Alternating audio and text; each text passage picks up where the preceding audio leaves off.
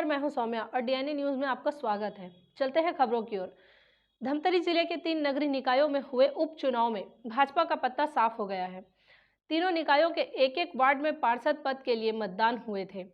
तीनों ही सीटों में कांग्रेस प्रत्याशियों की विजय हुई है।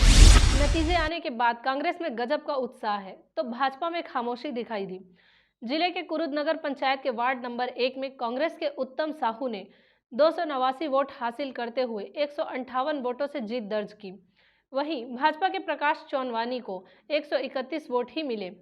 आमदी नगर पंचायत के वार्ड नंबर 14 के लिए हुए मतदान में कांग्रेस के घनानंद साहू को 222 वोट मिले। उन्होंने 39 वोटों से जीत दर्ज कराई और भाजपा की प्रत्याशी उर्मिला कोसरिया को 183 ही मत मिले हैं। इसी तरह मगरलोड नगर पंचायत के वार्ड नंबर 11 के उपचुनाव में कांग्रेस के सुरेश कुमार को 139 वोट मिले। उन्होंने 38 वोटों से विजय पाई। यहां भाजपा के देवराज को सिर्फ 101 वोट ही मिले। सभी निकायों में सुबह 8 बजे मत पेटियां खोली गई और 9 बजे से वोटों की गिनती शुरू हुई और कुछ ही घंटों के अंदर नतीजे सामने आ गए। चुनाव नतीजे के बाद भाजपा ने समीक्षा करने की बात कही है और चुनाव में सत्ता पक्ष द्वारा षड्यंत्र करने का आरोप लगाया है।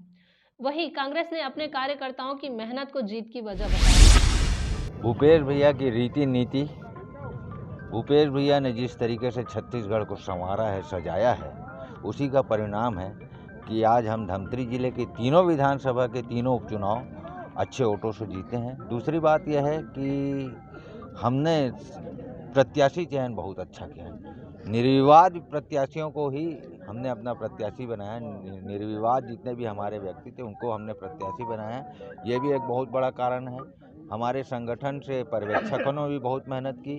प्रत्याशी और सबसे बड़ा कारण आज हम विजय हुए हैं तो उसमें ये कारण है कि हमारे कार्यकर्ता एकजुट होकर प्रत्याशी के पक्ष में काम किए हैं, चाहे आमदी में हो, कुरुद में हो, चाहे मगरलोड में। और आमदी तो हमने इतिहास रचा है। आमदी में तो हम लोग पहली बार जीते हैं इस वार्ड में।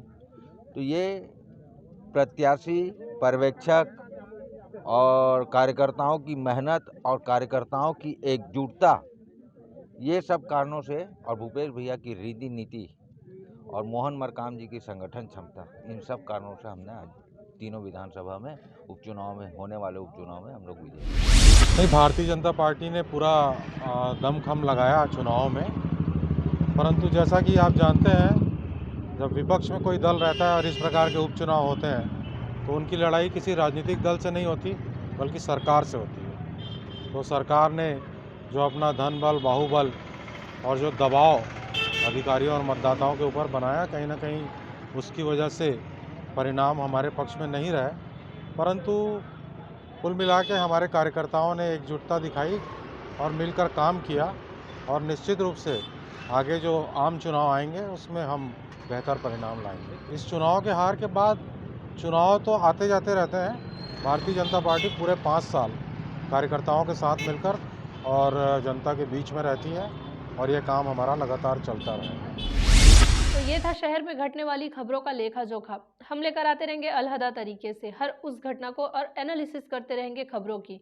आप बने रहिए हमारे साथ डीएनए न्यूज पर। विदा लेने से पहले हम इतना ही कहेंगे, आप सभी के सहयोग और सलाह से डीएनए धमतरी का सबसे विश्वसनीय और लोकप्रिय चैनल बन चुका है। हमें उम्मीद है कि हमारा यह विश्वास हमेशा बना रहेगा क्योंकि ये आपका अपना चैनल है। जय हिंद, जय छत्तीसगढ़, जय धमतरी।